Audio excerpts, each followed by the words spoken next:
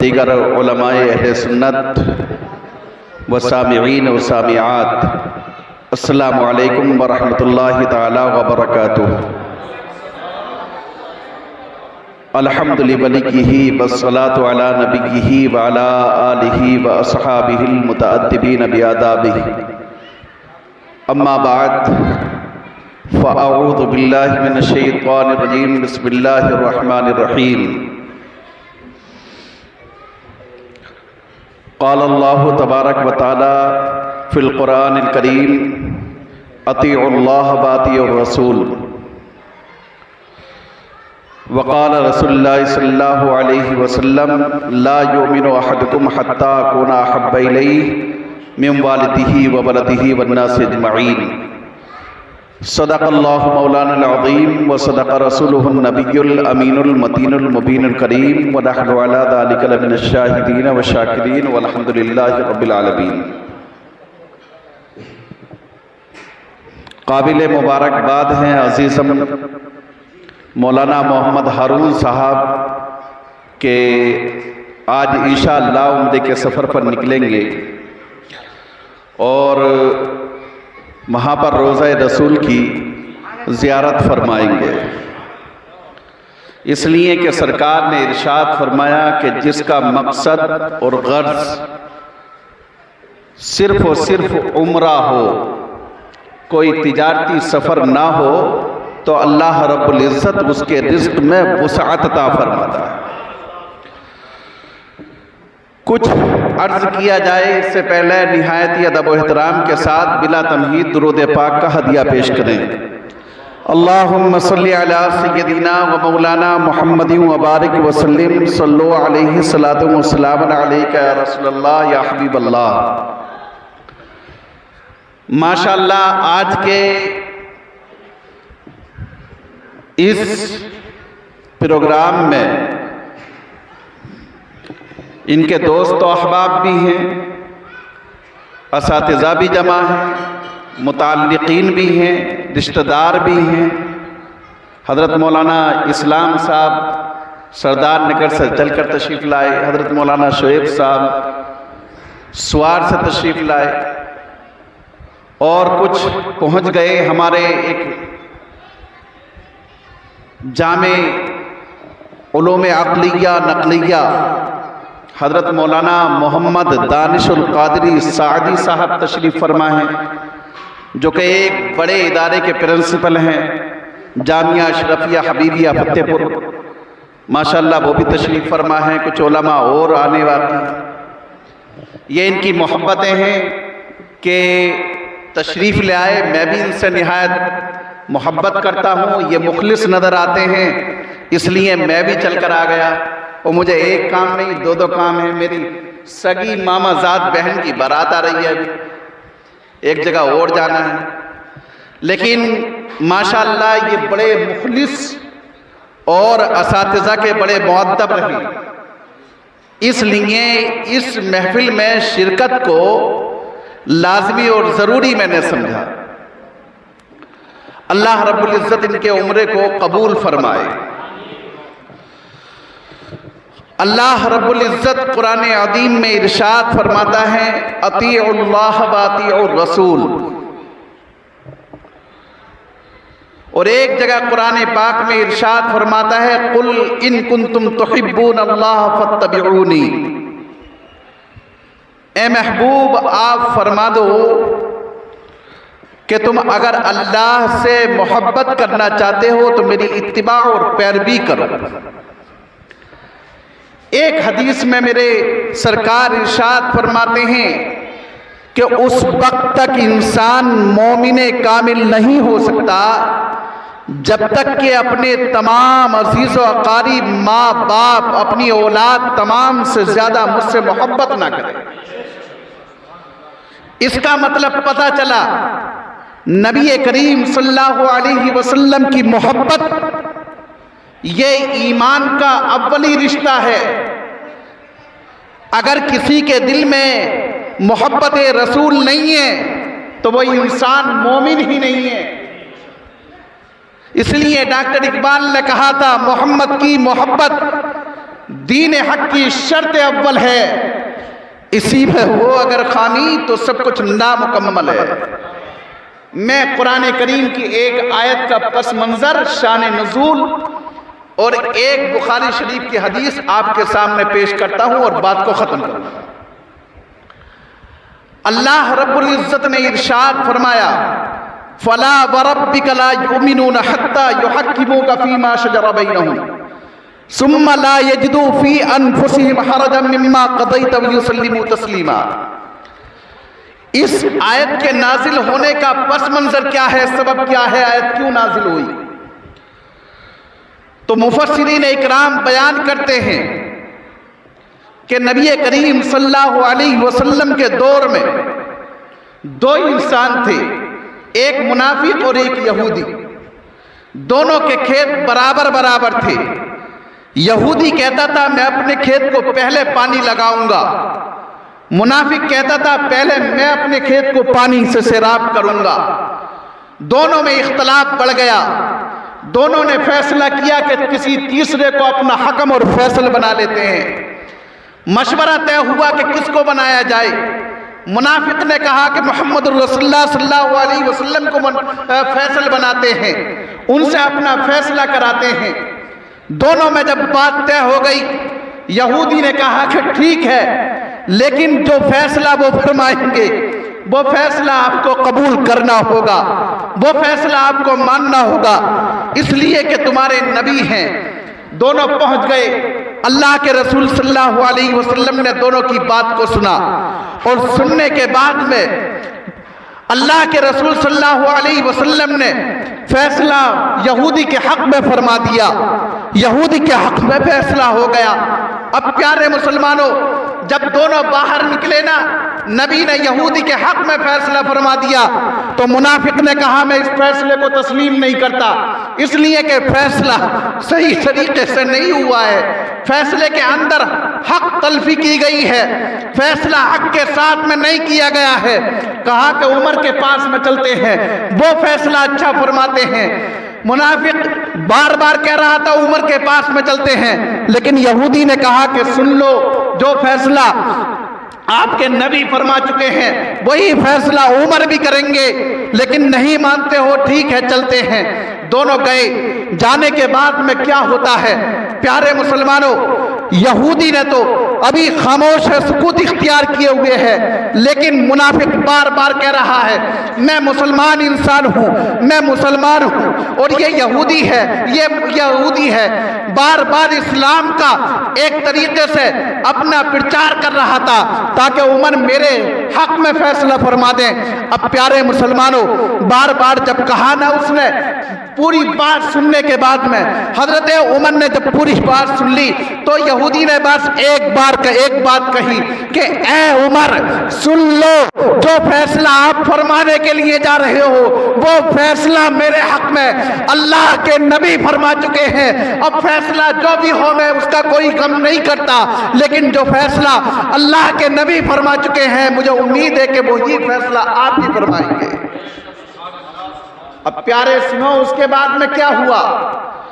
جب حضرت عمر نے سنا نا کہ اللہ کے نبی نے اس یہودی کے حق میں فیصلہ فرما دیا ہے، غضب میں آ گئے، غصے میں آ گئے، اور تلوار جو دیوار سے لٹکی ہوئی تھی وہ اٹھائی اور میدان سے باہر نکال لی۔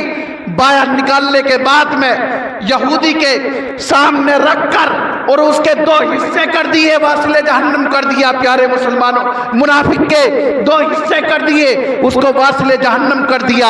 اب پیارے مسلمانوں، مدینہ کی گلیوں میں یہ آواز گونجنے لگی کہ اب تو نبی کے جو ساتھی ہیں، نبی کے جو صحابہ ہیں، ان کی تلوار سے مسلمان بھی محفوظ نہیں ہیں، وہ مسلمانوں کو بھی مارنے لگے ہیں۔ بات بڑھتے بڑھتے آگے بڑھی، نبی مکرم صلی اللہ علیہ وسلم کے بعد بات پہنچی۔ اس کے بعد میں اللہ کے نبی نے حضرت عمر کو بلایا، اور بلانے کے بعد میں ارشاد فرمایا عمر کیا معاملہ ہے، تمہاری تلوار سے کہ مسلمان بھی محفوظ نہیں ہیں؟ تو حضرت عمر نے کہا یا رسول اللہ، عمر کی تلوار کسی مسلمان کے سامنے آ ہی نہیں سکتی، کسی کے خون کو نہیں بہا سکتی۔ جو اللہ کے رسول کے فرمان کو نہ مانے، ان کے رسول کے، اللہ کے رسول کے فیصلے کو نہ مانے، وہ مسلمان ہو ہی نہیں سکتا۔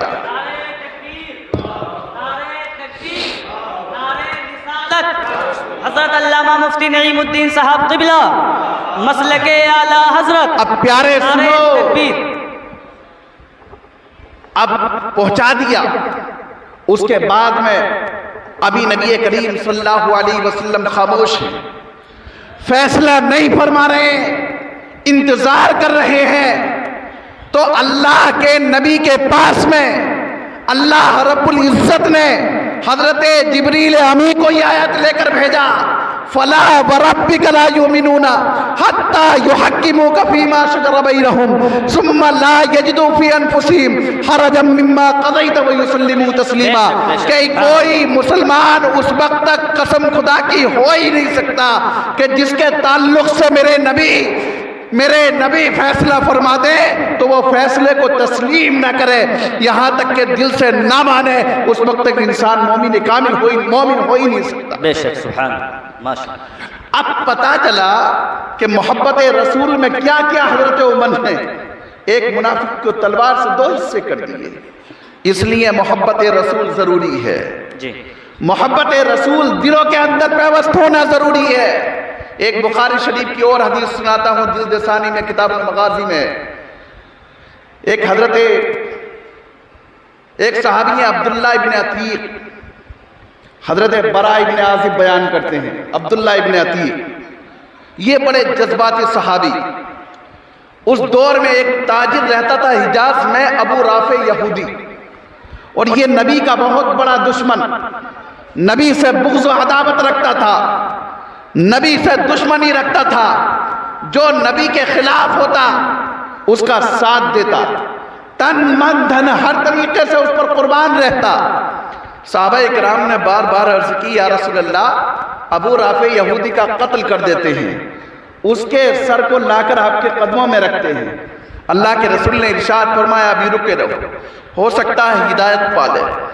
لیکن جب اس کی دشمنی اور زیادہ بڑھ گئی تو عبداللہ ابن عتیق ایک دن پکار اٹھے، یا رسول اللہ، آپ ہم کو بھیج ہی دیجئے۔ اللہ کے رسول نے اجازت دے دی۔ اب اجازت دی اور چند آدمیوں کو ساتھ لے کر عبداللہ ابن عتیق کو اس کا سپہ سالار اور امیر بنا کر بھیج دیا۔ حجاز کے اندر اس کا ایک قلعہ تھا، کیونکہ بہت بڑا تاجر تھا، اس کے بالا خانے پر رہتا تھا۔ عبداللہ ابن عتیق نے کہا کہ آپ لوگ یہی جنگل میں ٹھہرو، میں دیکھتا ہوں کہ قلعے کے حالات کیا ہیں، اندر جانے کا موقع ملتا ہے یا نہیں ملتا۔ شام کا وقت تھا، لوگ اپنے مویشیوں کو جنگل سے چرا کر آبادی کے اندر لے کر جا رہے تھے۔ اب پیارے مسلمانوں، عبداللہ ابن عتیق کہتے ہیں کہ میں ابو رافع یہودی کے دروازے کے قلعے کے باہر اس طرح سے چادر میں لپٹ کر بیٹھ گیا جس طرح کے لوگ بیت الخلاء کے لیے بیٹھ جاتے ہیں۔ تھوڑی دیر بیٹھا رہا، بیٹھنے کے بعد میں دربان نے کہا، جھکمکا ہوا، کیا کوئی اندر آنے والا ہے؟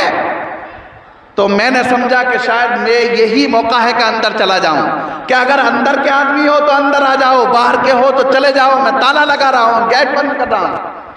عبداللہ ابن عتیق نے موقع کو غنیمت شمار کیا اور قلعے کے اندر جا بیٹھا۔ اب یہ دیکھنے لگے کہ یہ چابی کس جگہ رکھے گا۔ چابی کو دیکھا تو اس نے ایک جگہ کھنٹی پر اس نے چابیوں کو گچھا لٹکایا، اور حضرت عبداللہ ابن عتیق کا جب جھکمکا بڑھا تو حضرت عبداللہ ابن عتیق نے اس کو اتار لیا۔ اب جب حضرت عبداللہ ابن عتیق نے اتار لیا، اس کے بعد میں دروازے کو کھولا، اور کھولنے کے بعد میں پیارے مسلمانوں انتظار کرنے لگے۔ رات کو رقص ہوتا تھا، رات کو اس کے ہاں ناچ ہوتا تھا۔ جب آدھی رات ہو گئی، رات کا رقص ختم ہوا، تو حضرت عبداللہ ابن عتیق وہاں پر جانے کے لیے ایک دروازے کو پار کرتے اور اندر سے بند کرتے چلے جاتے، یہاں تک کہ کئی دروازے آپ نے اندر سے بند کرتے چلے گئے۔ وہی معاملہ حضرت یوسف اور زلیخا والا تھا، جیسے کہ حضرت زلیخا نے دروازوں کو اندر بند کر لیا تھا، وہی طریقہ آپ نے اپنایا تاکہ اگر کوئی پکڑ بھی لے تو مجھ تک کوئی پہنچ نہ سکے۔ نعرہ تکبیر، نعرہ رسالت، علامہ مفتی مظفر صاحب قبلہ، سبحان اللہ، ماشاءاللہ، کیا کہنا ہے۔ اب پیارے مسلمانوں، ہوا کیا؟ اس کے بعد میں حضرت عبداللہ ابن عتیق ابو رافع یہودی کے پاس میں پہنچے، کہا ابو رافع یہودی، ابو رافع یہودی کو آواز دی، آواز دینے کے بعد میں جب کہا کون، تو حضرت عبداللہ ابن عتیق نے اپنی تلوار کا بار کیا، لیکن تلوار کا بار خالی چلا گیا، پیچھے ہٹے۔ پھر تھوڑی دیر کے بعد میں کہا کون تھا ابو رافع یہودی؟ کہا تیری ماں کا ناس ہو ابو رافع یہودی نے کہ تم کو خبر تک نہیں اور مجھ پر کسی نے حملہ کر دیا۔ اللہ اکبر۔ تو اس وقت میں جب دوبارہ بولا تو عبداللہ ابن عتیق کہتے ہیں کہ میں نے اس کے پیٹ میں تلوار مار دی، اور جب تک تلوار کو نہیں چھوڑا جب تک اس کے کمر کے حصے تک نہ نکل گئی۔ آئے ہائے، کیا کہنا ہے۔ کہتے ہیں کوئی اور مقصد نہیں تھا، کوئی اور غرض نہیں تھی، بس غرض یہ تھی ہم محبت رسول میں ڈوبے ہوئے تھے، اور یہ محبت رسول کا دشمن تھا، نبی کا باغی تھا، نبی کے خلاف رہتا تھا، نبی کے خلاف بغض و عداوت میں لگا رہتا۔ ماشاءاللہ جی، بے شک۔ پیارے مسلمانوں، کہتے ہیں کہ جب میں واپس آیا تو چاندنی رات یہ سارے دروازے کھولتا ہوا جب زینے پر اتر رہا تھا تو میں نے سوچا کہ سیڑھیاں ختم ہو چکی ہیں، تو میرا پیر پھسل گیا اور میرا پیر کئی سیڑھیوں پر ایسے ہی پھسلا کہ اس طریقے سے میں نے سمجھا کہ سیڑھیاں ختم ہو گئی ہیں، تو میرے پیر کی ہڈی نکل گئی۔ میں نے اپنے سر کا امامہ اتارا، اتارنے کے بعد میں اس ہڈی کو باندھ لیا، لیکن ابھی بھی اسی انتظار میں بیٹھا رہا کہ جب تک کوئی یہ خبر نہ دے دے کہ ابو رافع یہودی کا قتل ہو چکا ہے، جب تک جاؤں گا نہیں۔ اب صبح کو دربار نے آواز دی کہ ابو رافع یہودی تاجر کو کسی نے رات قتل کر دیا ہے۔ اب انہوں نے سمجھا کہ اب نکلنے کا موقع ہے، اپنے ساتھیوں کے پاس پہنچنے کے بعد میں کہا اللہ نے میرے ہاتھ کے ذریعے ابو رافع یہودی کو قتل کرا دیا، اب نبی کے پاس میں چلتے ہیں۔ نبی کے پاس میں پہنچے، ادھر حضرت عبداللہ ابن عتیق قصہ بیان کر رہے ہیں، ادھر نبی کی نظر حضرت عبداللہ ابن عتیق کی پنڈلی پر پڑی جس کی ہڈی نکلی ہوئی تھی۔ نبی کریم صلی اللہ علیہ وسلم نے اپنے منہ کا لعاب دہن نکالا، اور نکالنے کے بعد میں حضرت عبداللہ ابن عتیق کی ہڈی پر لگا دیا، اور لگانا تھا۔ حضرت عبداللہ ابن عتیق کہتے ہیں کہ ایسا تھا جیسے کہ کبھی میری ہڈی ٹوٹی ہی نہیں۔ جی ماشاءاللہ، سبحان اللہ، سبحان اللہ۔ بتانے کا مقصد دونوں آیت کریمہ اور حدیث پاک محبت رسول ہر انسان کے لیے ضروری ہے، شریعت مطہرہ کے دائرے میں رہنا ضروری ہے۔ آج مولانا ہارون صاحب ماشاءاللہ عمرے کی لیے جا رہے ہیں، خانہ کعبہ پر پہلی نظر پڑے تو ہماری حدیث شریف میں آتا ہے کہ پہلی نظر کی دعائیں قبول ہوتی ہیں، تو میں تو کہتا ہوں کہ مانگ لو کہ اللہ جب میں دعا کروں میری دعا قبول ہو جائے۔